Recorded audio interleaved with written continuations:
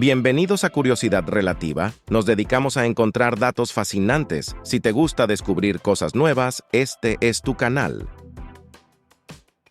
¿Sabías que hace miles de años, en las vastas llanuras y bosques de América, deambulaba un felino tan formidable que incluso los leones actuales parecerían pequeños a su lado?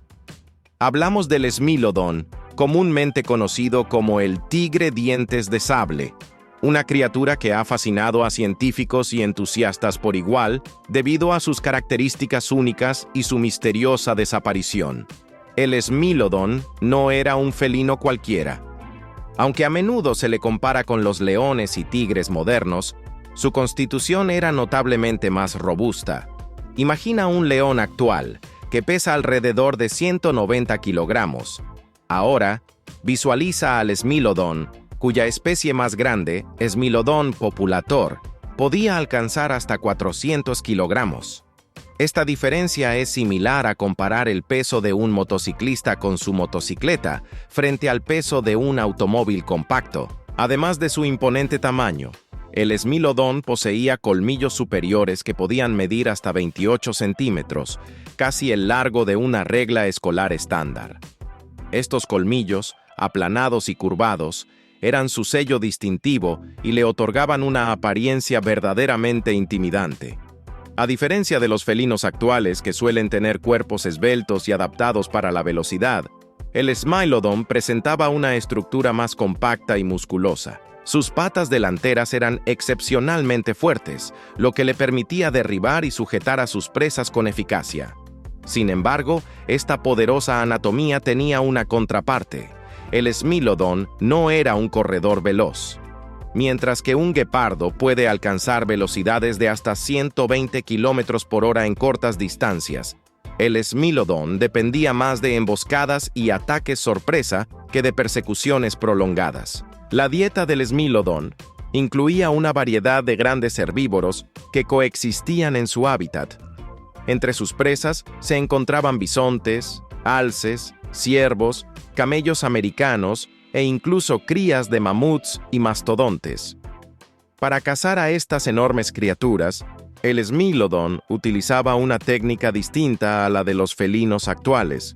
Mientras que un león suele matar a su presa asfixiándola con una mordida en el cuello, proceso que puede durar varios minutos, el Smilodon empleaba sus poderosas patas delanteras para inmovilizar a la víctima y luego, con una apertura mandibular que podía alcanzar hasta 120 grados, clavaba sus largos colmillos en áreas vitales como la garganta.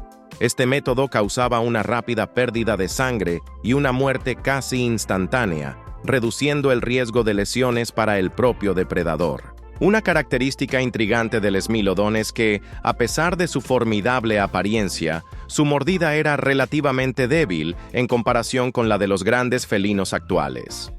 Estudios han demostrado que la fuerza de mordida del Smilodon era aproximadamente un tercio de la de un león moderno. Esta aparente desventaja se compensaba con la especialización de sus colmillos y su técnica de caza, que no requería una mordida potente para ser efectiva. El comportamiento social del Smilodon ha sido objeto de debate entre los paleontólogos. Algunos fósiles muestran signos de lesiones graves que habían sanado, lo que sugiere que estos animales podrían haber vivido en grupos y cuidado de sus miembros heridos, similar a como lo hacen hoy en día los lobos o las hienas. Sin embargo, esta hipótesis no es universalmente aceptada, y otros expertos argumentan que el Smilodon podría haber sido un cazador solitario, como el tigre moderno, basándose en la ausencia de dimorfismo sexual significativo y en su anatomía adaptada para emboscadas individuales. La extinción del Smilodon, ocurrida hace aproximadamente 10.000 años, coincide con la desaparición de gran parte de la megafauna del Pleistoceno. Diversas teorías intentan explicar esta extinción, incluyendo cambios climáticos que alteraron los hábitats y la disponibilidad de presas, así como la competencia con humanos primitivos que también cazaban grandes herbívoros. La especialización del Smilodon en cazar presas de gran tamaño podría haber sido una desventaja en un entorno cambiante, donde tales animales se volvieron escasos. Hoy en día, el legado del Smilodon perdura en nuestra cultura popular y en la ciencia. Sus fósiles, especialmente los encontrados en los yacimientos de La Brea en Los Ángeles, han proporcionado una visión detallada de su anatomía y comportamiento. Estos restos han permitido a los científicos reconstruir su apariencia y comprender mejor el ecosistema en el que vivió. Además, el Smilodon se ha convertido en un ícono de la megafauna prehistórica, apareciendo en numerosas obras de ficción, documentales y exposiciones museísticas. La fascinación por el Smilodon también ha llevado a comparaciones con los felinos actuales. Por ejemplo, mientras que los leones africanos viven en manadas y dependen de la cooperación para cazar, el debate sobre la sociabilidad del Smilodon continúa. Si bien algunos sugieren que podría haber tenido comportamientos sociales similares, otros señalan que su anatomía y la falta de dimorfismo sexual apuntan a un estilo de vida más solitario. Estas discusiones resaltan las diferencias y similitudes en la evolución de los grandes felinos a lo largo del tiempo. En términos de habilidades físicas, aunque el Smilodon no era un corredor rápido, su fuerza bruta y técnica de caza lo convertían en un depredador altamente efectivo. Esta estrategia contrasta con la de felinos como el guepardo, que confía en su velocidad para atrapar a sus presas. Estas diferencias reflejan cómo distintos depredadores se adaptan a sus ambientes y presas disponibles. La historia del Smilodon nos invita a reflexionar sobre la fragilidad y la adaptabilidad de las especies. ¿Sabías que, después de más de 80 años, se ha resuelto el misterio de un piloto estadounidense desaparecido durante la Segunda Guerra Mundial? El segundo teniente Gilbert Haldane Myers, de 27 años, fue copiloto de un bombardero B-25 Mitchell que despegó de Túnez en julio de 1943 con destino al aeródromo de Siaca en Sicilia, Italia. Este avión bimotor, fabricado por North American Aviation y ampliamente utilizado por las fuerzas aliadas, llevaba una tripulación de 6 personas. Durante la misión, la aeronave fue alcanzada por fuego antiaéreo enemigo, lo que provocó su descenso y posterior colisión en un campo a unos 2,5 kilómetros del objetivo. Testigos presenciales afirmaron que uno de los tripulantes logró salir del avión antes de que éste explotara, pero sus restos nunca fueron recuperados. Tanto Myers como el resto de la tripulación fueron declarados desaparecidos en combate. Según los registros militares estadounidenses, no hubo sobrevivientes ni indicios de que los tripulantes fueran capturados como prisioneros de guerra. Avancemos en el tiempo hasta hace unos meses, cuando un equipo de forenses del Grupo de Recuperación e Identificación de Víctimas de Conflictos de la Universidad de Cranfield, en colaboración con la Agencia de Contabilidad de Prisioneros de Guerra Desaparecidos en Acción, DPAA, de Estados Unidos, llevó a cabo una investigación exhaustiva en Siaca. Un equipo de aproximadamente 20 expertos realizó una excavación meticulosa en la zona del impacto, recuperando restos humanos que, tras ser analizados en laboratorio, fueron identificados como pertenecientes al teniente Gilbert Haldane Myers. Este descubrimiento es significativo, especialmente considerando que alrededor de 72,000 militares estadounidenses que participaron en la Segunda Guerra Mundial siguen desaparecidos, de los cuales se estima que unos 39,000 podrían ser recuperables. El hallazgo de Myers no solo permite ofrecerle un entierro digno con honores militares, sino que también proporciona un cierre emocional para su familia, que durante décadas desconoció su destino. La recuperación de restos de militares desaparecidos es una tarea compleja y desafiante. Por ejemplo, en 2012 se descubrió un avión de combate de la Real Fuerza Aérea Británica casi intacto en una zona remota del desierto egipcio. El piloto, el sargento Dennis Coppin, desapareció en junio de 1942, y aunque se encontró la aeronave en excelentes condiciones debido al clima seco del desierto, no se hallaron rastros del piloto. Se cree que Köpping sobrevivió al aterrizaje de emergencia y, al intentar buscar ayuda, se adentró en el desierto sin posibilidades de sobrevivir, ya que la localidad más cercana estaba a casi 100 kilómetros de distancia. Otro caso notable es el del submarino británico HMS Trooper N-91, que desapareció en una misión secreta durante la Segunda Guerra Mundial y fue encontrado más de 80 años después en el fondo del mar frente a la costa griega, a más de 250 metros de profundidad. Este submarino, que había desembarcado a 3 agentes de la resistencia griega en 1943, fue localizado gracias al uso de tecnología avanzada, revelando que probablemente fue alcanzado por una mina naval alemana, lo que causó su ruptura en 3 partes y una explosión. Estos ejemplos destacan la importancia de las tecnologías modernas y la colaboración internacional en la recuperación e identificación de restos de conflictos pasados. La localización y recuperación de los restos del teniente Myers no solo representan un logro forense y arqueológico, sino que también subrayan el compromiso continuo de honrar y recordar a aquellos que sacrificaron sus vidas en tiempos de guerra. La historia de Gilbert Haldane Myers nos recuerda que, aunque el tiempo pase, el esfuerzo por cerrar capítulos dolorosos y brindar paz a las familias de los caídos continúa. Así como el desierto egipcio conservó intacto el avión del sargento Köpping, permitiendo conocer más sobre su destino, la recuperación de Myers en Sicilia demuestra que nunca es tarde para rendir homenaje a nuestros héroes. ¿Cuántas historias similares aún esperan ser descubiertas y cuántas familias aguardan respuestas sobre el destino de sus seres queridos desaparecidos en conflictos pasados? ¿Sabías que Japón, a pesar de su avanzada tecnología y rigurosa preparación, enfrenta la amenaza inminente de un megaterremoto conocido como el Big One de la fosa de Nankai? Este fenómeno podría tener consecuencias devastadoras para el país del sol naciente, la fosa de Nankai, una bomba de tiempo tectónica. La fosa de Nankai es una zona de subducción situada frente a la costa suroeste de Japón, donde la placa del mar de Filipinas se desliza bajo la placa euroasiática. Históricamente, esta región ha sido escenario de grandes terremotos, aproximadamente cada 100 a 150 años. El último de estos eventos ocurrió en 1946, con una magnitud de 8.3, causando destrucción masiva y generando tsunamis de hasta 6 metros de altura. Probabilidades alarmantes. Según el Comité de Investigación de Terremotos de Japón, la probabilidad de que ocurra un terremoto de magnitud 8 o 9 en la fosa de Nankai en los próximos 30 años es del 80%.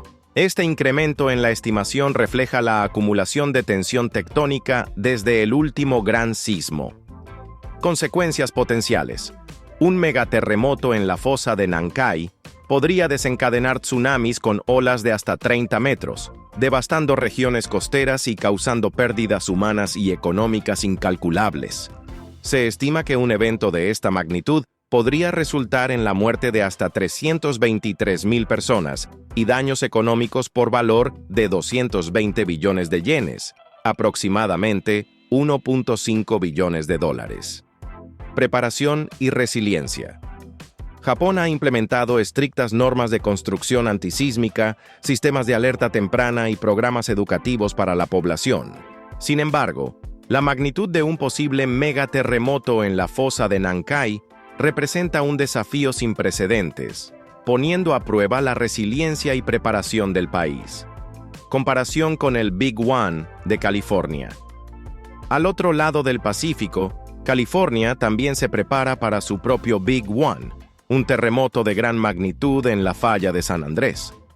Aunque ambos eventos comparten similitudes en cuanto a su potencial destructivo, existen diferencias clave. Tipo de falla. La falla de San Andrés es una falla de deslizamiento horizontal, mientras que la fosa de Nankai es una zona de subducción, lo que aumenta la posibilidad de tsunamis en Japón. Frecuencia histórica. Los megaterremotos en la fosa de Nankai ocurren con mayor regularidad que en la falla de San Andrés, lo que incrementa la percepción de riesgo en Japón. A pesar de los avances tecnológicos y las medidas de preparación, la naturaleza sigue siendo impredecible y poderosa. Japón, consciente de su vulnerabilidad, continúa fortaleciendo sus estrategias de mitigación y respuesta ante desastres. ¿Estamos verdaderamente preparados para enfrentar las fuerzas de la naturaleza cuando deciden manifestarse en su máxima expresión? ¿Sabías que la ciencia está cada vez más cerca de resucitar al mamut lanudo? Recientemente, la empresa estadounidense Colossal Biosciences ha dado un paso significativo en este sentido al crear ratones con características similares a las de estos gigantes prehistóricos.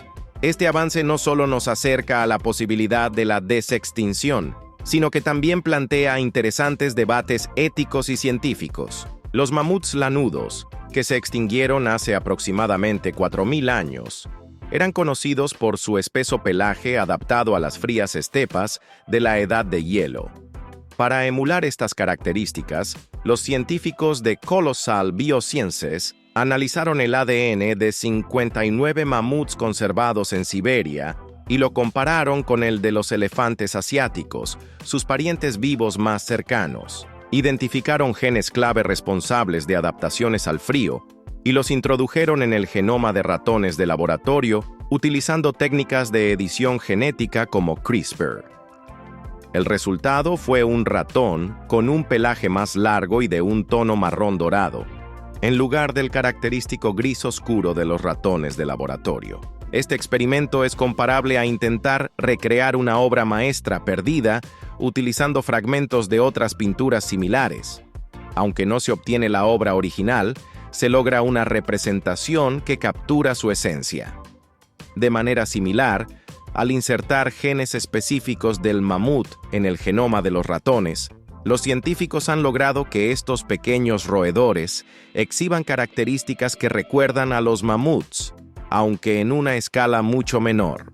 El objetivo final de Colossal Biosciences es aplicar estas modificaciones genéticas en elefantes asiáticos para recrear mamuts lanudos y reintroducirlos en ecosistemas similares a los que habitaban. Se espera que la reintroducción de mamuts pueda contribuir a la restauración de ecosistemas de tundra y ayudar en la lucha contra el cambio climático, al promover la absorción de carbono en estas regiones. Sin embargo, este ambicioso proyecto no está exento de desafíos y controversias. Algunos científicos cuestionan la viabilidad de revertir la extinción completamente y señalan los desafíos técnicos y éticos asociados con la desextinción de especies. Además, la creación de ratones con características de mamut suscita debates sobre las implicaciones de la ingeniería genética y la responsabilidad de los científicos en la manipulación de organismos vivos. Para comprender mejor la magnitud de este logro, es útil compararlo con otros avances en la clonación y la edición genética. Por ejemplo, la clonación de la oveja Dolly en 1996 fue un hito que demostró la posibilidad de clonar mamíferos a partir de células adultas. Sin embargo, la clonación de especies extintas presenta desafíos adicionales, como la obtención de ADN viable y la compatibilidad con especies modernas para la gestación. En el caso del mamut, aunque se han encontrado restos bien conservados en Siberia, la degradación del ADN a lo largo de miles de años complica el proceso de clonación directa. Por ello, la estrategia de introducir genes específicos del mamut en el genoma de especies actuales, como los ratones o los elefantes, ofrece una alternativa prometedora para revivir ciertas características de estas criaturas extintas. Este enfoque también plantea preguntas sobre la definición misma de una especie. Si logramos crear un elefante con suficientes características del mamut, podemos considerarlo un verdadero mamut o simplemente un híbrido. Además, la reintroducción de especies extintas en ecosistemas actuales podría tener consecuencias imprevistas, tanto para la especie reintroducida como para las especies existentes. En conclusión, la creación de ratones con características de mamut representa un avance significativo en la ciencia de la desextinción y la ingeniería genética. Este logro nos acerca a la posibilidad de revivir especies extintas y ofrece nuevas herramientas para la conservación y la restauración de ecosistemas. Sin embargo, también plantea importantes cuestiones éticas y científicas que deben ser cuidadosamente consideradas. ¿Estamos preparados para asumir la responsabilidad de traer de vuelta a la vida a especies extintas y enfrentar las posibles consecuencias de nuestras acciones? ¿Sabías que existió una ciudad tan densamente poblada que hacía que las metrópolis modernas parecieran desiertas en comparación? La ciudad amurallada de Kowloon, en Hong Kong, fue un enclave urbano único que, en su apogeo, albergó a unas 50.000 personas en tan solo 2.6 hectáreas de terreno. Esto equivale a una densidad de aproximadamente 1.250.000 habitantes por kilómetro cuadrado, superando con creces a lugares como Macao, que es la región más densamente poblada del mundo en la actualidad, con alrededor de 18.428 habitantes por kilómetro cuadrado. Originalmente, Kowloon fue establecida como un puesto militar durante la dinastía Song, 960-1279, para supervisar el comercio de sal. Sin embargo, su transformación en una ciudad amurallada comenzó en 1847, cuando se construyó una fortificación para controlar la influencia británica tras la cesión de la isla de Hong Kong al Reino Unido en 1842. Tras la Segunda Guerra Mundial y la ocupación japonesa de Hong Kong, la ciudad experimentó un crecimiento descontrolado. Refugiados y personas de bajos recursos encontraron en Kowloon un lugar donde establecerse sin la intervención de las autoridades. La falta de supervisión gubernamental convirtió a la ciudad en un refugio para actividades ilegales, incluyendo prostíbulos, salas de juego y fumaderos de opio, controlados en gran medida por las tríadas, organizaciones criminales chinas. La arquitectura de Kowloon era un laberinto vertical. Los edificios, de hasta 14 pisos de altura debido a la proximidad del aeropuerto Kai Tak, estaban tan juntos que apenas permitían el paso de la luz solar. Las calles, de 1 o 2 metros de ancho, permanecían en penumbra constante, iluminadas únicamente por luces fluorescentes. A pesar de las condiciones insalubres y la falta de servicios básicos, la comunidad se adaptó y floreció en su propio ecosistema urbano. Para poner en perspectiva la densidad de Kowloon, consideremos que ciudades modernas como Nueva York tienen una densidad de aproximadamente 10.000 habitantes por kilómetro cuadrado. Esto significa que Kowloon era más de 100 veces más densa que la Gran Manzana. Imagina caminar por calles tan estrechas que 2 personas apenas podían cruzarse, rodeado de edificios que parecían tocar el cielo y donde la vida cotidiana transcurría en espacios mínimos. La vida en Kowloon, aunque caótica, estaba llena de comunidad y resiliencia. Los residentes establecieron negocios, clínicas médicas y dentales, muchas veces sin licencia oficial, pero que servían a la población local y a personas de otras partes de Hong Kong que buscaban servicios más económicos. A pesar de la ausencia de ley y orden formales, la ciudad funcionaba con una suerte de autogobierno implícito, donde la convivencia y la adaptación eran esenciales para la supervivencia diaria. En la década de 1980, tanto el gobierno británico como el chino reconocieron que las condiciones de vida en Kowloon eran insostenibles. En 1987, se anunció la decisión de demoler la ciudad.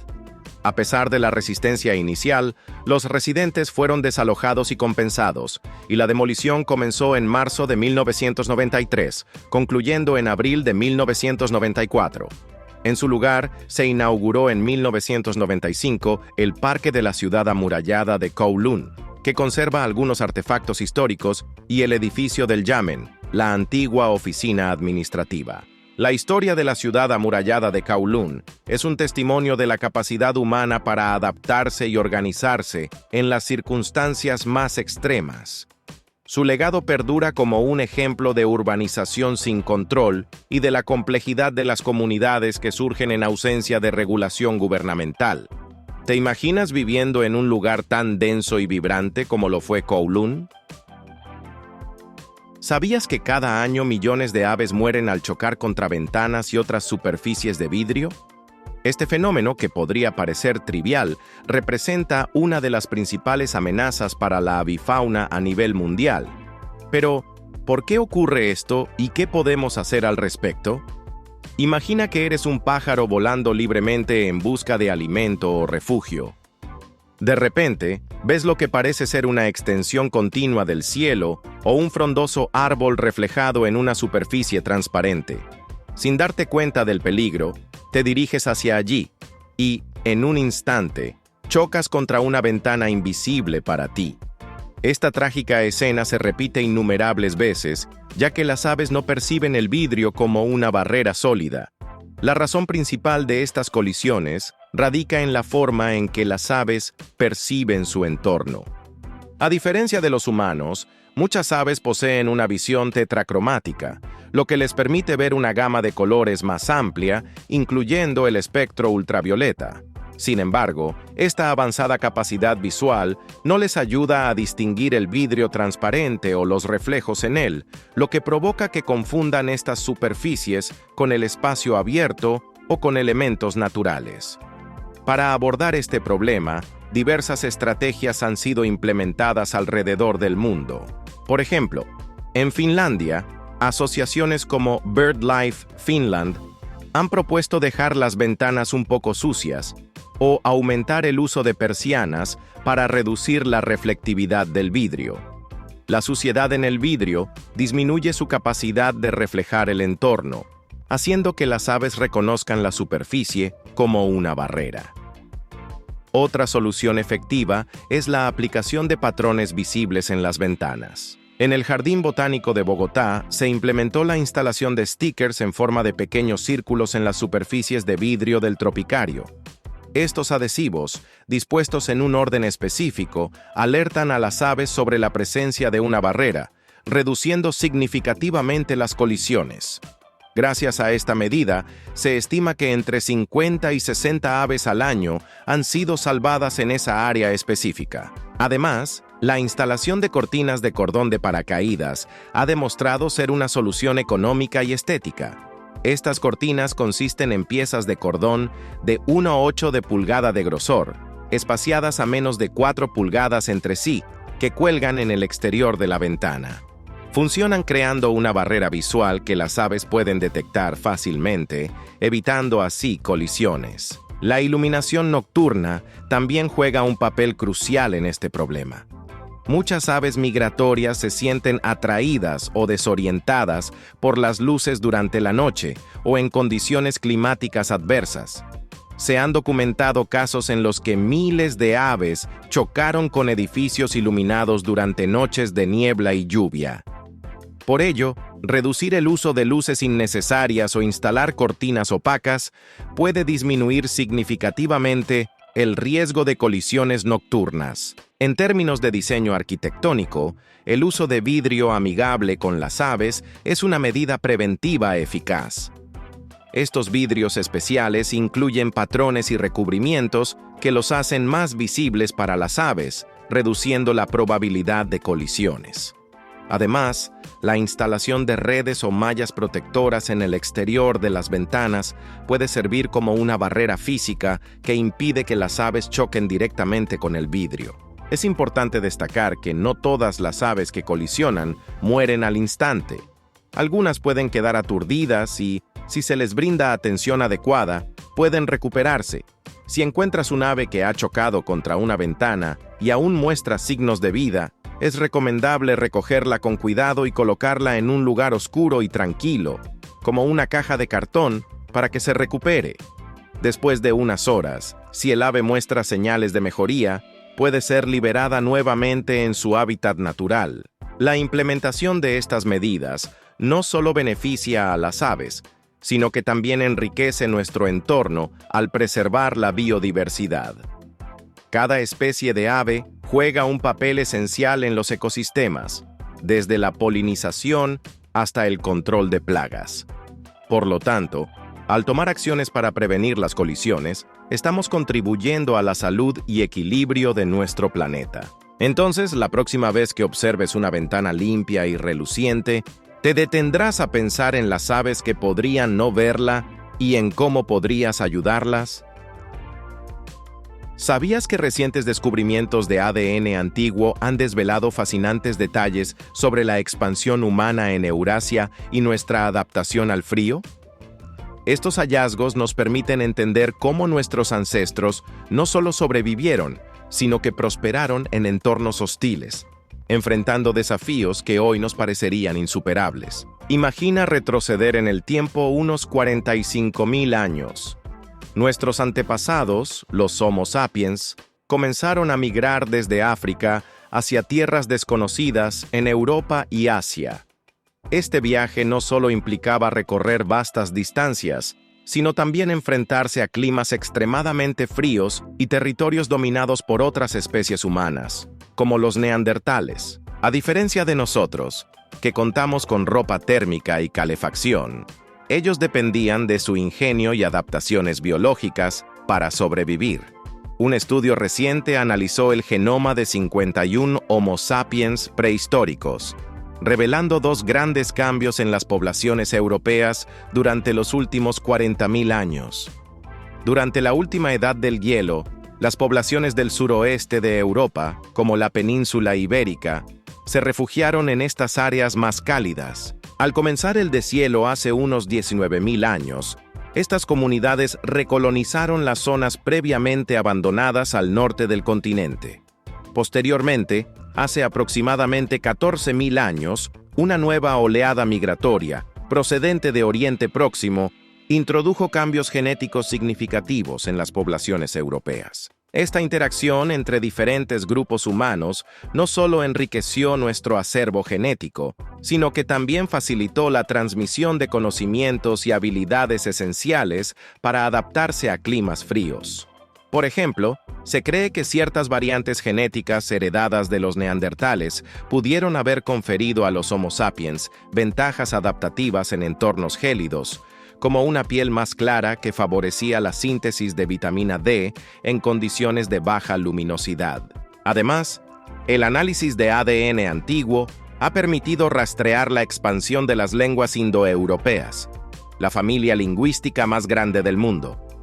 Se ha descubierto que el pueblo Yamnaya, originario de la región del Cáucaso Bajo Volga, hace unos 6.400 años, migró hacia Europa y Asia, difundiendo no solo su material genético, sino también sus lenguas. Este hallazgo resuelve un misterio de más de 2 siglos sobre el vínculo entre idiomas tan diversos como el español, el alemán, el inglés, el francés y el hindi.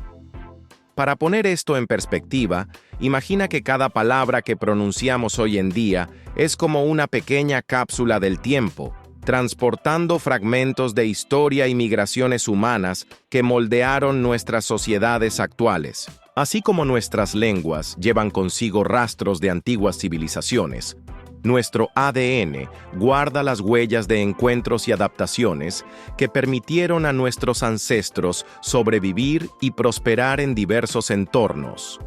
Estos descubrimientos también nos muestran que la historia de la humanidad es una compleja red de migraciones, adaptaciones y mezclas culturales. Lejos de ser lineal, nuestro pasado está lleno de episodios donde diferentes grupos humanos se encontraron, compartieron conocimientos y se adaptaron juntos a nuevos desafíos. Entonces, al reflexionar sobre cómo nuestros antepasados enfrentaron y superaron las adversidades del pasado, ¿no te preguntas qué desafíos actuales podríamos superar si aprovecháramos al máximo nuestra capacidad innata de adaptación y colaboración? ¿Sabías que la evolución misma podría estar evolucionando? Un estudio reciente con simulaciones digitales sugiere que la propia evolución podría estar evolucionando, desafiando lo que creíamos saber sobre la adaptación y la selección natural. Imagina que la evolución es como una receta de cocina que se va perfeccionando con el tiempo. Los ingredientes y las instrucciones se ajustan para adaptarse mejor al entorno, permitiendo que las especies sobrevivan y prosperen. Este nuevo estudio propone que la propia receta de la evolución puede cambiar y adaptarse, lo que significa que las reglas que rigen cómo evolucionan las especies no son fijas, sino que también pueden evolucionar. Para entender mejor este concepto, consideremos la teoría de la selección natural de Charles Darwin. Darwin propuso que las especies evolucionan a lo largo del tiempo debido a cambios hereditarios que favorecen su supervivencia y reproducción en un entorno determinado. Sin embargo, este nuevo estudio sugiere que la forma en que ocurren estos cambios hereditarios puede evolucionar con el tiempo, lo que implica que la propia evolución no es un proceso estático, sino dinámico y adaptable. Este hallazgo tiene implicaciones profundas para nuestra comprensión de la biología y la adaptación. Por ejemplo, podría explicar por qué algunas especies parecen evolucionar más rápidamente que otras, o cómo ciertas adaptaciones complejas surgen en periodos de tiempo relativamente cortos. También podría ayudarnos a entender mejor cómo las especies responden a cambios ambientales rápidos, como el cambio climático, y cómo podrían adaptarse a estos desafíos en el futuro. Entonces, si la evolución misma puede evolucionar, ¿qué otras sorpresas nos depara la naturaleza en su constante adaptación y cambio? ¿Sabías que las aves, esas criaturas que embellecen nuestros cielos con su vuelo, pueden convertirse en una amenaza inesperada para la aviación? Las colisiones entre aviones y aves, conocidas como bird strikes, son más comunes de lo que podríamos imaginar y pueden tener consecuencias desde leves daños hasta accidentes fatales. Imagina que estás en la cabina de un avión, disfrutando de un vuelo tranquilo, cuando de repente una bandada de aves aparece en la trayectoria de la aeronave. Aunque pueda parecer una escena sacada de una película, estos incidentes ocurren con más frecuencia de la deseada. Por ejemplo, en diciembre de 2024, un avión de Jeju Air que volaba desde Bangkok a Corea del Sur sufrió un accidente trágico al sobrepasar la pista durante un aterrizaje de emergencia en el aeropuerto de Muan. La investigación preliminar reveló que restos de aves migratorias, específicamente carcetas del Baikal, fueron encontrados en los motores del Boeing 737-800, lo que sugiere que una colisión con estas aves pudo haber sido la causa del siniestro que cobró la vida de 179 de los 181 ocupantes. Este no es un caso aislado. En noviembre de 2024, un caza F-18 en Teruel, España, se estrelló debido a la colisión con un buitre.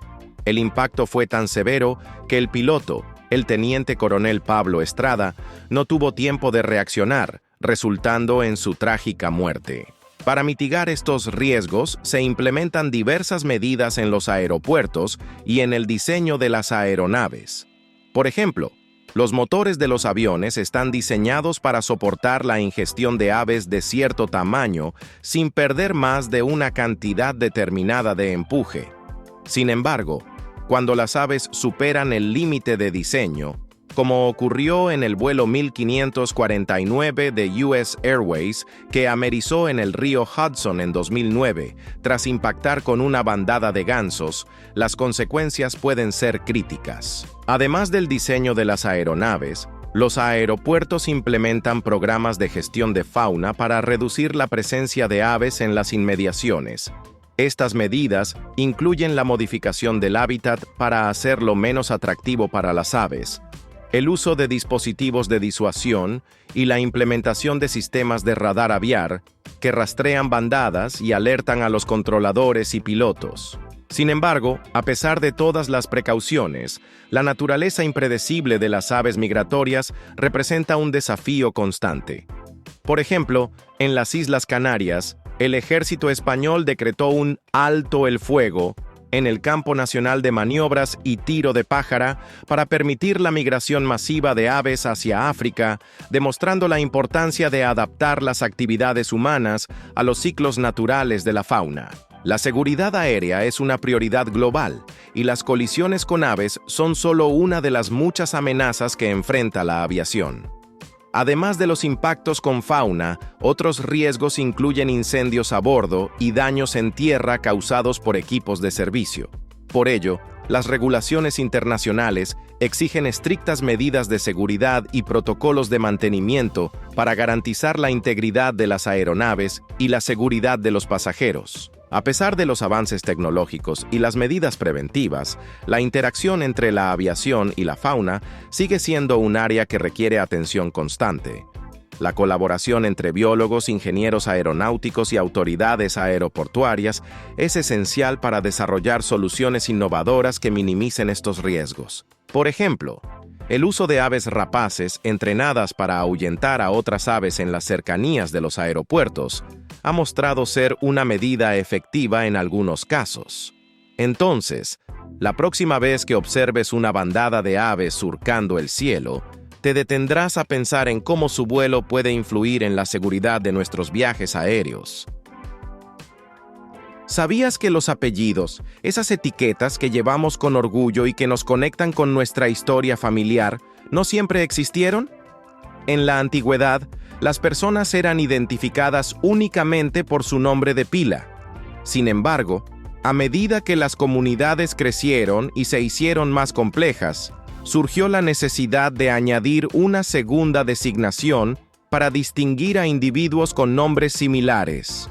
Así nacieron los apellidos, cada uno con una historia fascinante que contar. Imagina una aldea medieval donde viven 3 hombres llamados Juan. Para diferenciarlos, la comunidad podría referirse a ellos como Juan, el herrero, Juan, el que vive cerca del río, y Juan, el hijo de Pedro. Este sencillo ejemplo ilustra cómo los apellidos comenzaron a formarse basándose en ocupaciones, localizaciones geográficas y linajes familiares. Los apellidos patronímicos derivan del nombre del padre o de un ancestro masculino. Por ejemplo, en culturas anglosajonas, Johnson significa hijo de John, mientras que en las culturas hispánicas es común encontrar apellidos como Fernández, que indica hijo de Fernando, o González, que significa hijo de Gonzalo. Este patrón de nomenclatura refleja la importancia de la filiación y el linaje en las sociedades antiguas. Por otro lado, los apellidos toponímicos se originan a partir de lugares geográficos o características del entorno donde residía una persona. Por ejemplo, alguien que vivía cerca de una colina podría adoptar el apellido Hill en inglés, mientras que en español, del río indicaría que la persona residía cerca de un río. Estos apellidos ofrecen pistas sobre el paisaje y la geografía de épocas pasadas. Los apellidos ocupacionales reflejan la profesión u oficio de una persona. Apellidos como Smith en inglés, que significa herrero, o Baker, que significa panadero, indican el trabajo al que se dedicaba la familia. En español, apellidos como herrero o Molina, molinero, siguen esta misma lógica. Estos apellidos nos transportan a una época en la que el oficio definía gran parte de la identidad de una persona. Además, existen los apellidos descriptivos o de apodos que se basan en características físicas, rasgos de personalidad o apodos. Por ejemplo, el apellido Delgado podría haberse otorgado a alguien de complexión delgada, mientras que Bravo podría referirse a una persona valiente o de temperamento fuerte. Estos apellidos ofrecen una visión íntima de cómo eran percibidos nuestros antepasados en sus comunidades. La adopción y formalización de los apellidos no ocurrieron de manera simultánea en todas las regiones. En España, por ejemplo, el uso de 2 apellidos se formalizó en 1871, aunque la práctica ya existía anteriormente. Inicialmente, los apellidos eran utilizados por nobles y monarcas para identificar su territorio o familia, y su uso se extendió con la formación de las ciudades a partir del siglo X. Apellidos como Fernández y Rodríguez son de los más antiguos registrados en España, datando del siglo VII. En otras culturas, la adopción de apellidos siguió caminos diferentes. Por ejemplo, en China, una de las primeras culturas en adoptar apellidos, ya en el año 2852 a.C., la gente empezó a utilizarlos. Esta tradición se formalizó durante la dinastía Zhou. 1046-256 a.C., cuando el emperador decretó que todos los ciudadanos chinos debían tener un apellido, a menudo para denotar estatus social o afiliación a un clan. Los apellidos chinos, como Li o Wang, suelen ser concisos y cargados de historia. En Japón, los apellidos se reservaban inicialmente a la nobleza y los samuráis. No fue hasta la restauración Meiji, a finales del siglo XIX, cuando el gobierno ordenó que todos los ciudadanos adoptaran un apellido. Muchos apellidos japoneses reflejan características naturales como Yamada, arrozal de montaña, o Kawasaki, cabo de río. En las culturas islámicas, los apellidos o nombres de familia suelen ser patronímicos, incorporando la palabra bin, hijo de, o bint, hija de, para denotar linaje. Por ejemplo, Osama bin Laden significa Osama, hijo de Laden. Las afiliaciones tribales o los honoríficos también son comunes en los apellidos. Hoy en día, los apellidos son un importante marcador del linaje familiar y la identidad cultural.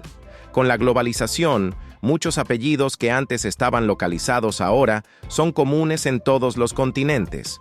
Además, los movimientos modernos a favor de la igualdad de género también han provocado cambios en las convenciones sobre los apellidos. En muchas culturas, ya no se espera que las mujeres adopten el apellido de sus maridos después del matrimonio, y algunas familias adoptan patrones de nombres no tradicionales para sus hijos. El estudio de los apellidos, también conocido como onomástica, ofrece una visión fascinante de la evolución cultural, social y lingüística de las sociedades humanas. Ya sea como marca de ascendencia, profesión o ubicación, el apellido sirve de vínculo entre el pasado y el presente, conectando a los individuos con su historia personal y colectiva. Entonces, la próxima vez que escuches un apellido, te preguntarás qué historia ancestral esconde detrás. ¿Sabías que ciertos sonidos pueden provocar en algunas personas reacciones de enojo o ansiedad intensas? Este fenómeno, conocido como misofonía, afecta a un porcentaje significativo de la población y puede influir notablemente en la calidad de vida de quienes lo experimentan. Imagina estar en una sala de cine disfrutando de una película, cuando de repente alguien comienza a masticar chicle de manera ruidosa. Para la mayoría, este sonido podría ser una molestia menor, pero para alguien con misofonía, podría desencadenar una reacción emocional desproporcionada, como irritación o incluso ira. Este trastorno se caracteriza por una sensibilidad extrema a sonidos específicos, que pueden variar desde el tecleo de un teclado hasta el susurro de una respiración. La misofonía no es simplemente una aversión a ciertos ruidos, es una condición en la que el cerebro procesa estos sonidos de manera diferente, asociándolos con emociones negativas intensas. Aunque no se conocen con exactitud las causas, se cree que factores como experiencias traumáticas relacionadas con el sonido, predisposición genética o alteraciones en la conectividad cerebral pueden influir en su desarrollo. Es importante destacar que la misofonía no se considera un trastorno mental oficial en muchos sistemas de clasificación médica, como el DSM-5. Sin embargo, su impacto en la vida diaria de quienes la padecen es real y significativo. La intensidad de las reacciones puede variar. Algunas personas pueden sentirse ligeramente incómodas, mientras que otras experimentan ansiedad o ataques de ira. La identificación de la misofonía puede ser desafiante, ya que no existe una prueba diagnóstica específica. Los profesionales de la salud suelen basarse en la historia clínica y en los síntomas reportados por el paciente. Además, es esencial diferenciarla de otras condiciones, como la hiperacusia, que es una sensibilidad generalizada al sonido, o el trastorno obsesivo-compulsivo, donde los pensamientos intrusivos pueden estar relacionados con sonidos. El tratamiento para la misofonía varía según la gravedad de los síntomas y las necesidades individuales. Algunas estrategias incluyen la terapia de reentrenamiento, que busca cambiar la respuesta emocional al sonido desencadenante, y la terapia cognitivo-conductual, que ayuda a identificar y modificar los pensamientos y emociones asociadas. Además, técnicas de manejo del estrés, como la meditación o la respiración profunda, pueden ser beneficiosas. Para aquellos que no pueden evitar los sonidos molestos, el uso de tapones para los oídos o auriculares con cancelación de ruido puede ofrecer un alivio temporal.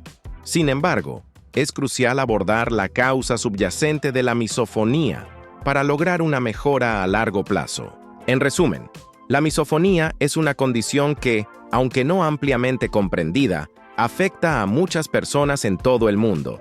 Reconocer y validar las experiencias de quienes la padecen es fundamental para brindarles el apoyo adecuado. Si alguna vez te has sentido irritado por un sonido repetitivo, como el golpeteo constante de un bolígrafo, puedes imaginar cómo sería vivir con una sensibilidad amplificada a estos ruidos.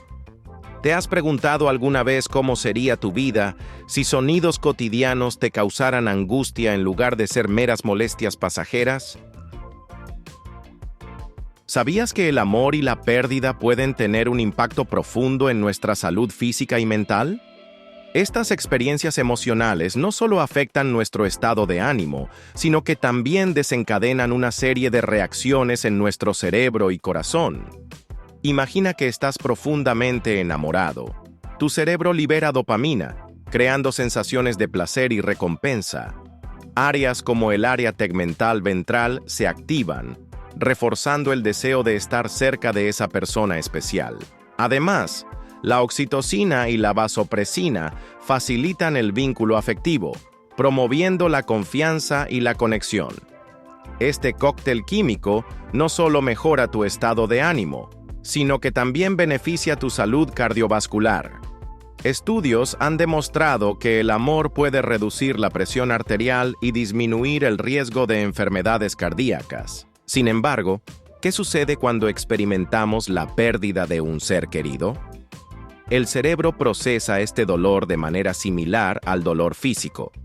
Áreas como la corteza cingulada anterior se activan, generando sensaciones de angustia y sufrimiento. Este dolor emocional puede manifestarse físicamente, provocando síntomas como dolor en el pecho, alteraciones en el apetito y trastornos del sueño. De hecho, algunas personas pueden desarrollar el síndrome del corazón roto, una condición temporal que imita un ataque al corazón, desencadenada por el estrés emocional intenso. Además, la pérdida puede afectar nuestra salud mental, aumentando el riesgo de depresión y ansiedad.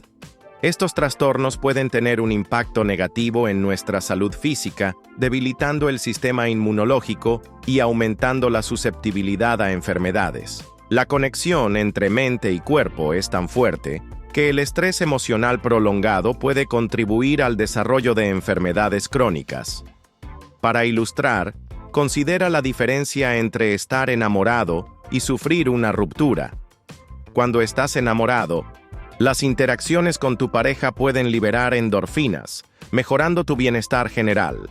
En contraste, después de una ruptura, la ausencia de estas interacciones puede llevar a un descenso en las endorfinas, resultando en sentimientos de tristeza y soledad. Este cambio puede afectar tu motivación y energía, influenciando tu capacidad para realizar actividades cotidianas. Es importante destacar que la forma en que manejamos estas experiencias emocionales puede influir en su impacto en nuestra salud. El apoyo social, la práctica de técnicas de relajación y la búsqueda de ayuda profesional son estrategias que pueden mitigar los efectos negativos del amor y la pérdida en nuestra salud. Cultivar relaciones saludables y mantener una red de apoyo sólida puede actuar como un amortiguador contra el estrés emocional. En resumen, el amor y la pérdida son experiencias profundamente humanas que afectan nuestra salud de múltiples maneras. Reconocer y comprender estas influencias nos permite cuidar mejor de nuestro bienestar físico y mental. Entonces, ¿cómo manejas tú las emociones asociadas al amor y la pérdida en tu vida diaria? ¿Sabías que el cortisol, conocido comúnmente como la hormona del estrés, juega un papel fundamental en diversas funciones vitales de nuestro cuerpo? Aunque a menudo se asocia con efectos negativos debido a su liberación en situaciones de estrés, el cortisol es esencial para nuestra supervivencia y bienestar. Imagina que estás a punto de dar una presentación importante en el trabajo. A medida que la ansiedad aumenta, tus glándulas suprarrenales, situadas sobre los riñones, comienzan a secretar cortisol al torrente sanguíneo.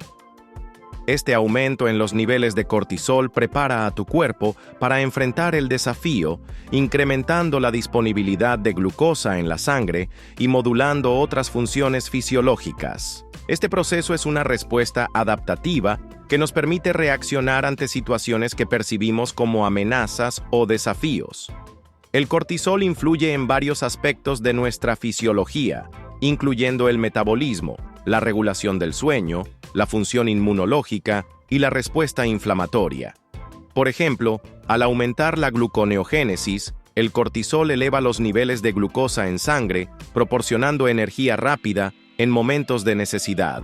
Además, su interacción con otras hormonas, como la hormona adrenocorticotropa, ACTH, regula su propia secreción a través de un mecanismo de retroalimentación negativa, manteniendo así el equilibrio homeostático. Sin embargo, cuando los niveles de cortisol permanecen elevados durante periodos prolongados, pueden surgir efectos adversos. Condiciones como el síndrome de Cushing, caracterizado por una sobreproducción de cortisol, pueden conducir a síntomas como aumento de peso, debilidad muscular y problemas metabólicos.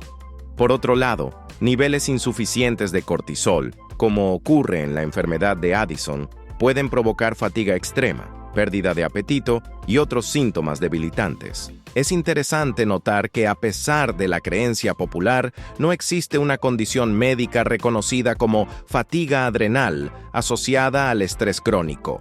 Las glándulas suprarrenales son altamente resilientes y capaces de producir cortisol en cantidades adecuadas, incluso bajo condiciones de estrés prolongado. Por lo tanto, es importante basarse en información científica confiable y consultar a profesionales de la salud para comprender y gestionar adecuadamente los efectos del estrés en nuestro cuerpo. En resumen, el cortisol es una hormona vital que, en equilibrio, contribuye al funcionamiento óptimo de múltiples sistemas en nuestro organismo. Su liberación en respuesta al estrés es una adaptación que nos permite enfrentar desafíos, pero es crucial que sus niveles se mantengan dentro de un rango saludable. Entonces, ¿cómo manejas el estrés en tu vida diaria para asegurar que tu cuerpo funcione de manera óptima? ¿Sabías que tu cerebro podría estar siendo afectado por los alimentos que consumes a diario?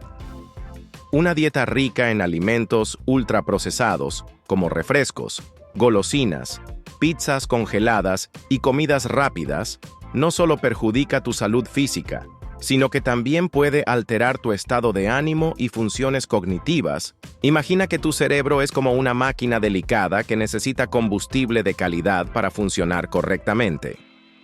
Los alimentos ultraprocesados son como combustible de baja calidad.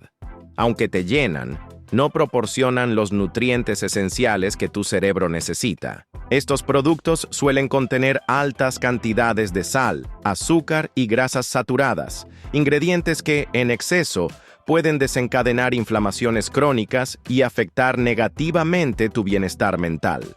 Estudios recientes han establecido una conexión directa entre el consumo elevado de estos alimentos y un mayor riesgo de depresión y ansiedad. Por ejemplo, una investigación reveló que una dieta con un 33% de calorías provenientes de alimentos ultraprocesados aumentaba en un 44% el riesgo de depresión y en un 48% el de ansiedad. Además, otro estudio mostró que consumir solo el 20% de las calorías diarias en forma de estos alimentos aceleraba el deterioro cognitivo en un 28% en comparación con quienes ingerían menos. La relación entre estos alimentos y el cerebro es compleja. Por un lado, la alta disponibilidad y el bajo costo de los ultraprocesados facilitan su consumo. Por otro, su capacidad para alterar el equilibrio químico del cerebro, afectando neurotransmisores como la dopamina y la serotonina, influye en nuestro estado de ánimo y emociones. Además, la combinación de azúcar, grasa y sal en estos productos puede ser adictiva, lo que lleva a un consumo excesivo y a un círculo vicioso difícil de romper. Para ilustrar, considera la experiencia de Guillaume Raineri, quien participó en un estudio donde cambió su dieta de alimentos mínimamente procesados a ultraprocesados. En solo unos días, experimentó acidez estomacal, fatiga y irritabilidad, síntomas que desaparecieron al revertir su alimentación. La prevalencia de estos alimentos en nuestra dieta es alarmante. En países como España, alrededor del 20,3% de los alimentos consumidos son ultraprocesados. Esta cifra es superada solo por Malta, con un 27,6%. Esta tendencia se refleja en el aumento de enfermedades relacionadas con el consumo de estos productos, como obesidad, diabetes tipo 2 y trastornos del estado de ánimo. Entonces, ¿cómo podemos proteger nuestro cerebro y bienestar emocional?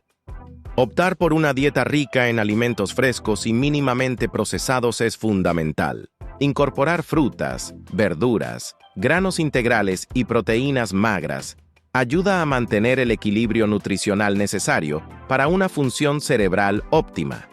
Además, ser conscientes de las etiquetas y evitar productos con ingredientes artificiales y excesos de azúcar y grasa es un paso hacia una alimentación más saludable. En resumen, los alimentos ultraprocesados pueden ser perjudiciales para tu cerebro y estado de ánimo. Tomar decisiones informadas sobre tu dieta es esencial para preservar tu salud mental y física. ¿Estás dispuesto a reconsiderar tus hábitos alimenticios para proteger tu bienestar? ¿Sabías que tu cuerpo tiene un termostato interno que mantiene tu temperatura alrededor de los 37 grados Celsius? Sin embargo, cuando te expones al frío sin la protección adecuada, este sistema puede fallar, llevando a una condición peligrosa conocida como hipotermia. Imagina que tu cuerpo es como una casa con calefacción. Si dejas las ventanas abiertas en medio de una tormenta de nieve, la temperatura interna comenzará a bajar, ¿verdad? Lo mismo ocurre cuando te expones al frío intenso sin suficiente ropa o refugio.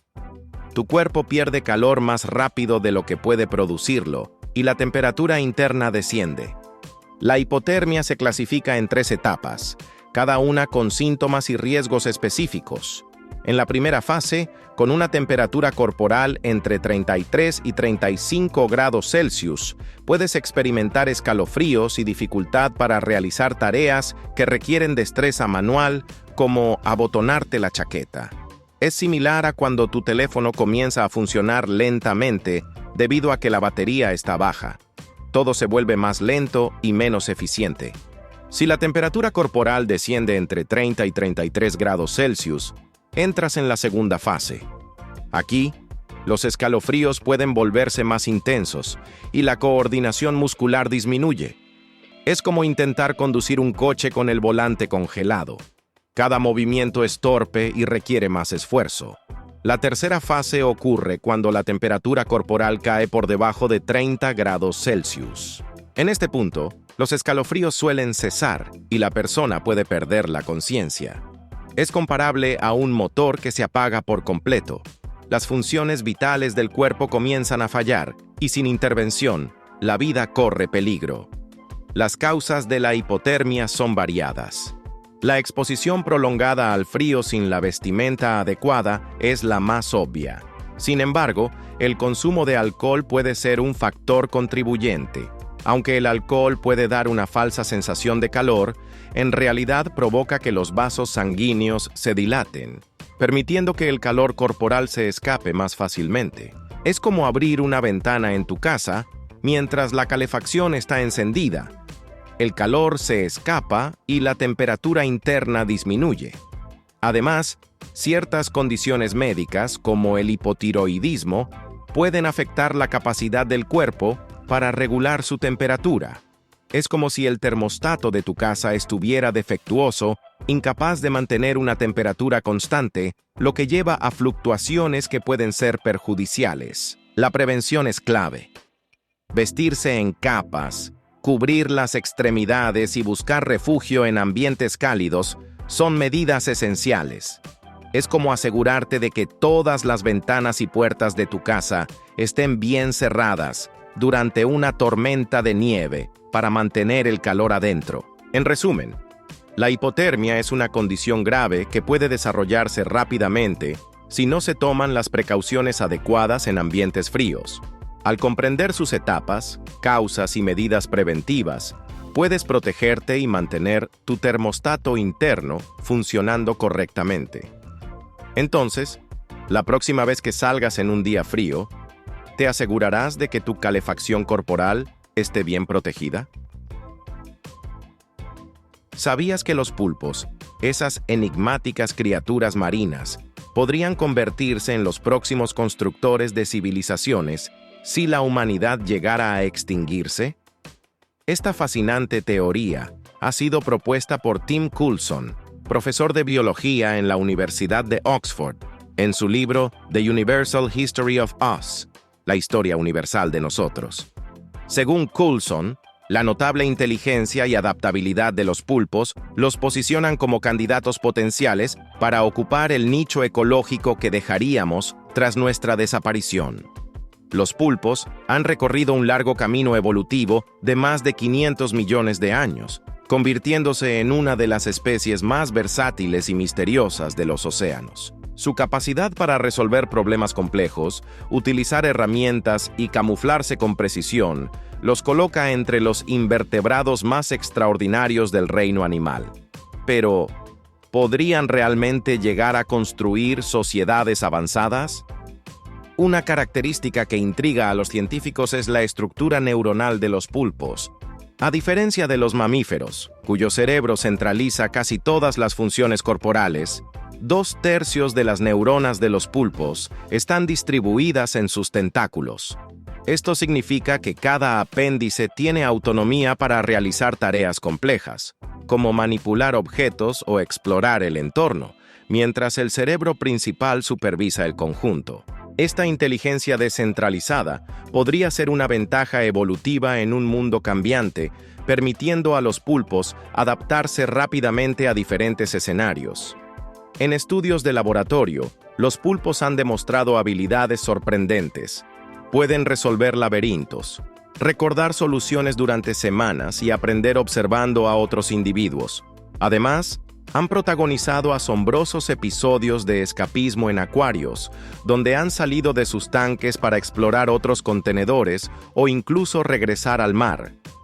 Esta combinación de habilidades cognitivas, sumada a su capacidad para adaptarse a entornos extremos, los convierte en candidatos intrigantes para ocupar un nicho evolutivo tras la desaparición de los humanos. Aunque actualmente los pulpos llevan una vida solitaria y no forman comunidades, Coulson sugiere que las presiones ambientales podrían llevarlos a desarrollar formas de cooperación en el futuro.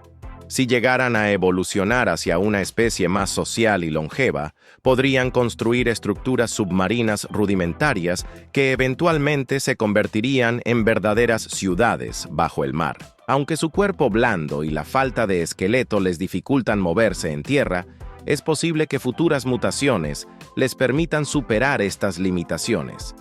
Es importante destacar que este proceso sería extremadamente lento, tomando cientos de miles o incluso millones de años. Además, el camino evolutivo es altamente impredecible y factores como mutaciones genéticas, eventos catastróficos o cambios en el ecosistema podrían alterar cualquier escenario. Sin embargo, la idea de que los pulpos se conviertan en los próximos dominadores del planeta abre un debate importante sobre la diversidad de la inteligencia y el futuro de la vida en la Tierra. Para poner esto en perspectiva, consideremos la evolución humana.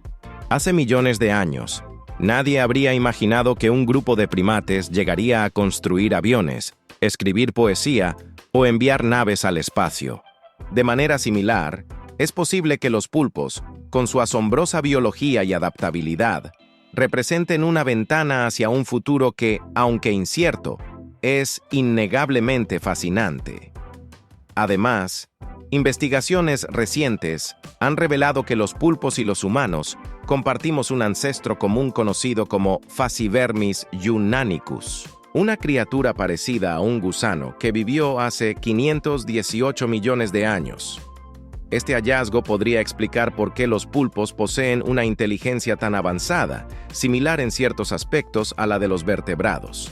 Los estudios muestran que los pulpos tienen una gran variedad de genes que codifican microARN en sus cerebros y tejido nervioso, una tendencia similar a la observada durante la evolución de los vertebrados. Esta expansión de familias de microARN podría haber sido fundamental en el desarrollo de cerebros complejos, lo que refuerza la idea de que los pulpos tienen el potencial de evolucionar hacia formas de vida aún más sofisticadas. Su capacidad para editar su propio ARN les permite adaptarse rápidamente a cambios en su entorno, lo que podría ser una ventaja significativa en un mundo posthumano. Imaginemos un futuro en el que los pulpos han desarrollado sociedades complejas bajo el mar, con estructuras organizadas y sistemas de comunicación avanzados. Podrían desarrollar tecnologías adaptadas a su entorno acuático, utilizando materiales disponibles en el océano para construir herramientas y refugios. Su habilidad para cambiar de color y textura podría evolucionar hacia formas de comunicación más sofisticadas, permitiéndoles transmitir información compleja de manera eficiente. Por supuesto, todo esto es especulación, pero nos invita a reflexionar sobre las posibilidades infinitas que ofrece la evolución. Si una especie como el pulpo, que ya ha demostrado una inteligencia y adaptabilidad notables, tuviera millones de años para evolucionar sin la presencia de humanos, ¿qué logros podría alcanzar? ¿Podrían desarrollar una cultura, arte o incluso una forma de ciencia propia?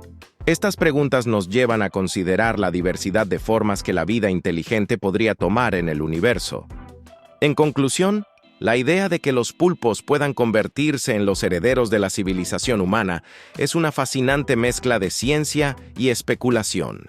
Nos recuerda que la inteligencia y la capacidad de construir civilizaciones no son exclusivas de los humanos y que, en un futuro lejano, otras formas de vida podrían emerger como las nuevas especies dominantes en la Tierra.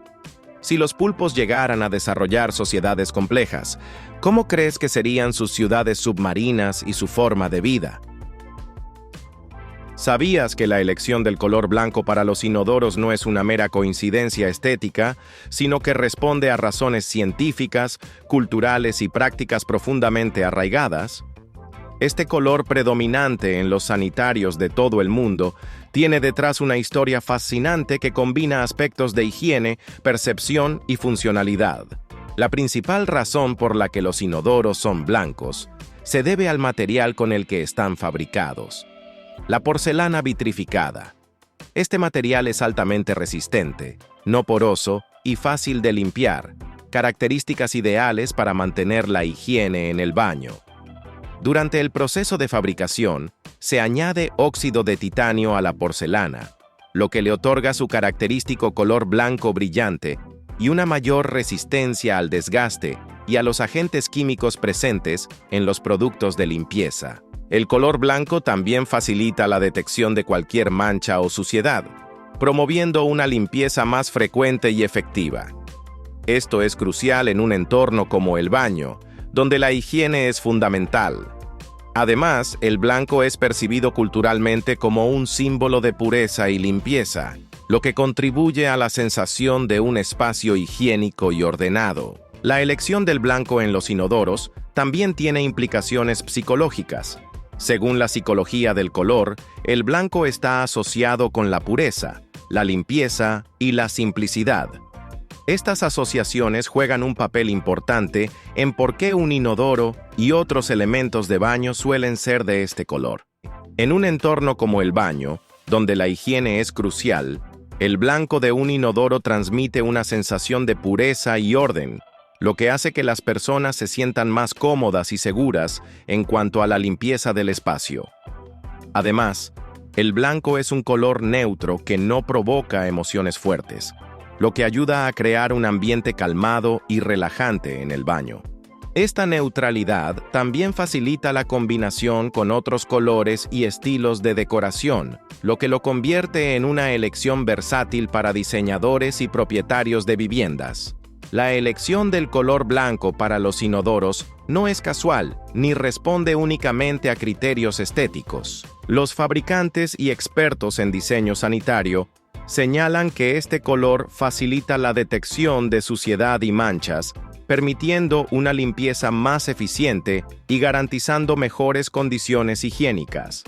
Además, en espacios habitualmente reducidos como los cuartos de baño, el color blanco contribuye a crear una sensación de amplitud gracias a su capacidad para reflejar la luz. En resumen, la elección del color blanco para los inodoros es el resultado de una combinación de factores científicos, prácticos y culturales que buscan garantizar la higiene, funcionalidad y estética en los espacios de baño. La próxima vez que entres a un baño y veas un inodoro blanco, recordarás que detrás de esa elección hay razones que van más allá de la simple apariencia. ¿Te habías imaginado alguna vez que el color de un inodoro pudiera tener tanta relevancia en nuestra percepción de la limpieza y la higiene? ¿Sabías que la vasta red de Internet que utilizamos diariamente depende, en gran medida, de una intrincada malla de cables submarinos que yacen en el fondo de los océanos? Aunque solemos imaginar el Internet como una entidad etérea, la realidad es que aproximadamente el 99% del tráfico internacional de datos, incluyendo correos electrónicos, llamadas telefónicas y transacciones financieras, viaja a través de estos cables submarinos. La historia de estos cables se remonta al siglo XIX, cuando se instalaron los primeros cables telegráficos submarinos. Con el avance de la tecnología, estos cables evolucionaron para transmitir señales telefónicas y, eventualmente, datos de Internet. Hoy en día, existen cientos de cables submarinos activos que, en conjunto, suman cientos de miles de kilómetros y conectan continentes y países a través de rutas subacuáticas. Un ejemplo notable es el cable Marea, que une la costa de Virginia, Estados Unidos, con Vizcaya, España. Este cable, promovido por Microsoft, Facebook y Telxius, tiene una longitud de 6.600 kilómetros y una capacidad de transmisión de 200 terabits por segundo, lo que equivale a transmitir 71 millones de vídeos en alta definición simultáneamente. La instalación de estos cables es una tarea monumental que requiere una planificación meticulosa. Antes de su colocación, se realizan estudios detallados de la topografía marina para identificar la ruta más segura y evitar áreas con actividad volcánica, terremotos o corrientes fuertes. Una vez definida la ruta, barcos especializados despliegan el cable en el lecho marino, asegurándose de que quede bien asentado para minimizar el riesgo de daños. A pesar de su importancia, estos cables son vulnerables a diversos peligros. Los anclajes de los barcos, la actividad pesquera y los desastres naturales pueden dañarlos, provocando interrupciones en el servicio de Internet. Por ejemplo, en 2022, la erupción del volcán Hunga Tonga Hunga Ha'apai en Tonga dañó el único cable submarino que conectaba al país con el resto del mundo, dejando a la nación incomunicada durante semanas. Además de los riesgos físicos, también existen amenazas deliberadas. Recientemente han surgido preocupaciones sobre posibles sabotajes a estos cables, especialmente en Europa. Investigaciones han revelado la presencia de flotas en la sombra y actividades subacuáticas misteriosas que podrían estar dirigidas a interrumpir estas infraestructuras críticas, lo que tendría consecuencias geopolíticas y económicas significativas. La protección de estos cables es esencial para garantizar la estabilidad de las comunicaciones globales. Algunos países, como Australia, han implementado zonas de protección que restringen actividades potencialmente peligrosas cerca de sus cables submarinos. Sin embargo, a nivel internacional, no existe un regulador global específico que supervise la gestión y protección de estos cables, lo que plantea desafíos en su coordinación y seguridad. A pesar de su relevancia, la existencia y función de estos cables suelen pasar desapercibidas para la mayoría de las personas. La percepción común es que las comunicaciones internacionales dependen principalmente de satélites. Sin embargo, estos solo manejan una fracción mínima del tráfico de datos debido a su menor capacidad y mayor latencia en comparación con los cables submarinos. La creciente demanda de datos, impulsada por tecnologías emergentes como el 5G, el Internet de las Cosas, IoT y la inteligencia artificial, subraya la necesidad de expandir y reforzar la infraestructura de cables submarinos.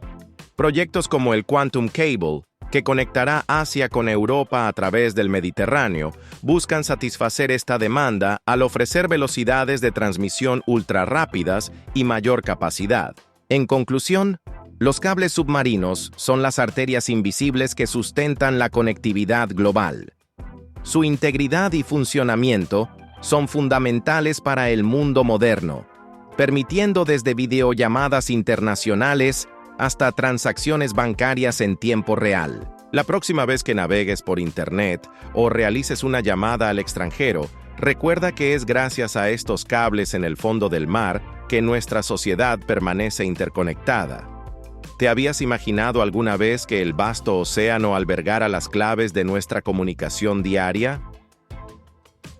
¿Sabías que las decisiones matrimoniales de las familias reales europeas, motivadas por alianzas políticas y la preservación de la pureza de su linaje, llevaron a la aparición de diversas malformaciones y enfermedades genéticas? A lo largo de la historia, la práctica de la consanguinidad en estas dinastías no solo moldeó el mapa político, sino que también dejó una marca indeleble en la salud de sus miembros. Imagina que tu árbol genealógico es un vasto bosque donde cada rama representa una nueva combinación genética, aportando diversidad y fortaleza al conjunto. Sin embargo, si estas ramas comienzan a entrelazarse repetidamente, el bosque pierde su vigor, volviéndose susceptible a plagas y enfermedades. De manera similar, las familias reales, al casarse entre parientes cercanos, redujeron la diversidad genética, aumentando la probabilidad de manifestar enfermedades hereditarias. Uno de los casos más emblemáticos es el de la Casa de los Habsburgo, una de las dinastías más influyentes de Europa. Carlos II de España, último monarca de esta casa, es un ejemplo claro de las consecuencias de la endogamia. Desde su nacimiento, Carlos presentó múltiples problemas de salud y deformidades físicas que le impedían masticar correctamente y hablar con claridad. Su educación se vio limitada debido a dificultades de aprendizaje, y su incapacidad para engendrar herederos llevó a una crisis sucesoria que culminó en la Guerra de Sucesión Española. La insistencia en matrimonios consanguíneos para mantener el poder dentro de la familia resultó en la acumulación de genes recesivos perjudiciales, afectando la salud de sus miembros y, en última instancia, la estabilidad política de sus dominios. Otro ejemplo notable es el de la reina Victoria del Reino Unido, quien, sin padecerla, era portadora de la mutación que causa la hemofilia. Esta enfermedad, que impide la correcta coagulación de la sangre, se transmitió a varios de sus descendientes, afectando a las casas reales de España, Alemania y Rusia. La hemofilia, conocida como la enfermedad real, tuvo consecuencias políticas significativas. Por ejemplo, el zarevich Alexei Nikolaevich de Rusia, hijo del zar Nicolás II, padecía hemofilia, lo que llevó a la familia imperial a buscar tratamientos alternativos y confiar en figuras controvertidas como Grigori Rasputín. Esta dependencia minó la confianza pública en la dinastía Romanov, contribuyendo a su caída durante la Revolución Rusa. La porfiria es otra enfermedad que afectó a la realeza europea. Se cree que el rey Jorge III del Reino Unido sufrió esta afección, que provoca síntomas como dolor abdominal, problemas neurológicos y orina de color oscuro. Su nieta, la princesa Carlota de Prusia, también mostró signos de porfiria, lo que sugiere una transmisión hereditaria dentro de la familia real británica. Los episodios de locura, de Jorge III, posiblemente relacionados con la porfiria, tuvieron repercusiones en la percepción pública de la monarquía y en la política británica de la época. Además de estas enfermedades, la consanguinidad en las familias reales ha llevado a la aparición de malformaciones físicas. Por ejemplo, la anonyquia congénita, una rara condición caracterizada por la ausencia de uñas, ha sido observada en poblaciones con altos niveles de consanguinidad. Aunque no se ha documentado específicamente en familias reales, sirve como ilustración de cómo la endogamia puede aumentar la prevalencia de trastornos genéticos raros. El síndrome de Ellis-Van Creveld es otro trastorno genético que ejemplifica las consecuencias de la consanguinidad. Este síndrome, más prevalente entre la comunidad Amish debido a su aislamiento y prácticas matrimoniales endogámicas, se caracteriza por polidactilia, dedos adicionales, anomalías dentales y defectos cardíacos. Aunque no se ha registrado en familias reales, destaca cómo la falta de diversidad genética puede manifestarse en condiciones graves. La historia de las familias reales europeas nos muestra que, al igual que en un jardín donde la falta de variedad puede conducir a plantas débiles y enfermizas, la ausencia de diversidad genética en los linajes reales resultó en la aparición de enfermedades y malformaciones. Estas afecciones no solo afectaron la salud de los monarcas, sino que también tuvieron profundas implicaciones políticas y sociales, alterando el curso de la historia. En la actualidad, las monarquías han aprendido de estos errores y han abierto sus líneas familiares, casándose fuera de círculos consanguíneos para garantizar la salud y la vitalidad de sus descendientes. Este cambio refleja una comprensión más profunda de la genética y la importancia de la diversidad para la supervivencia y prosperidad de cualquier linaje. ¿Te habías imaginado que decisiones matrimoniales tomadas hace siglos podrían tener repercusiones tan profundas en la salud de generaciones enteras y, por ende, en la historia de naciones enteras? ¿Sabías que la búsqueda de la inmortalidad llevó al descubrimiento de una de las sustancias más explosivas de la historia? Imagina a los antiguos alquimistas chinos del siglo IX, obsesionados con encontrar el elixir de la vida eterna, mezclando diversos ingredientes en sus laboratorios. En medio de sus experimentos, combinaron salitre, nitrato de potasio, azufre y carbón vegetal, obteniendo una mezcla que, al encenderse, producía una violenta reacción. Así, accidentalmente, dieron con la pólvora, una invención que transformaría para siempre el curso de la humanidad. Al principio, la pólvora se utilizó para fabricar fuegos artificiales destinados a festivales y eventos importantes, iluminando el cielo nocturno con deslumbrantes colores y sonidos. Sin embargo, no pasó mucho tiempo antes de que se reconociera su potencial en el ámbito militar. Durante las dinastías Song y Yuan, 960-1368, la pólvora se convirtió en una herramienta esencial en el arsenal chino, utilizándose en cañones, flechas de fuego y otras armas militares. La creciente demanda de pólvora durante este periodo llevó al desarrollo de una industria significativa dedicada a su producción. Uno de los primeros tratados militares que documenta el uso de la pólvora es el Wujin Songyao, compilado en 1044. Este texto contiene diversas fórmulas de pólvora con niveles de nitrato que oscilan entre el 27% y el 50%, lo que refleja un conocimiento avanzado sobre cómo variar las proporciones de los componentes para obtener diferentes efectos. A medida que la composición de la pólvora se perfeccionaba, su uso en el campo de batalla se expandió, desarrollándose granadas de hierro fundido llenas de pólvora capaces de estallar a través de sus contenedores metálicos. Estos avances otorgaron a los ejércitos que las poseían una ventaja significativa sobre sus adversarios. La pólvora no tardó en viajar más allá de las fronteras chinas. A través de rutas comerciales y conflictos, su conocimiento se difundió hacia el oeste, llegando al mundo islámico y posteriormente a Europa. Los árabes adquirieron conocimiento del salitre alrededor del año 1240, al que llamaron nieve china. lo que refleja el origen geográfico que atribuían a este componente esencial de la pólvora. En Europa, la introducción de la pólvora marcó el inicio de una nueva era en la guerra. Las fortalezas medievales, diseñadas para resistir ataques de armas de asedio tradicionales, se vieron vulnerables ante el poder destructivo de los cañones. Esto llevó a una transformación en la arquitectura militar, con la construcción de bastiones y fortificaciones adaptadas para resistir el fuego de artillería. Además, la aparición de armas de fuego portátiles, como los mosquetes, cambió la composición y las tácticas de los ejércitos, disminuyendo la importancia de la caballería pesada y otorgando mayor protagonismo a la infantería. La pólvora también tuvo un impacto significativo en la exploración y la expansión europea. La superioridad militar que proporcionaban las armas de fuego facilitó la conquista y colonización de vastos territorios en América, África y Asia.